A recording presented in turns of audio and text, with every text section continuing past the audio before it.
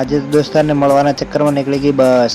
સવારના થઈ ગયા ટિકિટ થઈને તૈયાર ને જવાનું હતું વાવ દુકાને. જેવા ઘરની બહાર નીકળ્યા એવા મળી ગયા અર્જુનભાઈ. તો પાછળથી આવી ગઈ ભાણી ને તેને મળીને નીકળી ગયા. આપણે તો રોડે આવીને બેઠા હતા ને સામે પડતી રિક્ષા વાળો કે આપણે નહીં જવાના. રિક્ષા વાળા ના પાડી દીધી ને આપણે તો બેઠા રહ્યા. તો આપણે મળી ગયો આપણો નાનપણનો દોસ્તાર. વાતો નીકળી ગઈ બસ. દોસ્તાર નીકળી ગયો ને આપણે ઉભા રહ્યા એકલા હાઈવે ઉપર. પછી તો મળી ગયું દશરથભાઈ નું બાઈક ને આપણે નીકળી ગયા. આ તો ઓલી બસ હતી જે નીકળી ગઈ હતી. બસ ની સાઈડ કાપીને આવી ગયા વાવ. તો આવી ગયા ફાઇનલી આપણે દુકાને. બાળી નાખી આપણે રોલા સોલા. આપણે તો ભરતા હતા રોલા સોલા. વિક્રમભાઈ આવી ગયા શર્ટ ફિટિંગ કરવા. આપણે પી લીધી ચા અને વિક્રમભાઈ કે મને બ્લોગમાં મત લેજો. એ કરી નાખે શર્ટ ને નિશાન. આ છે આપણું વાવ. આપણે નીકળી ગયા ઘરે જવા માટે. આપણે બસ સ્ટેશન આવીને બેઠા હતા તો પડીથી બસ નું બોર્ડ જોયું તો આપણા ગામની નથી. આ તો આવીને વિષ્ણુભાઈ પાસેથી લઈ લીધું પાર્સલ.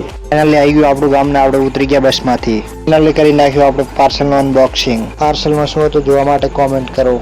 મળીએ નવા વ્લોગમાં. રાધે રાધે.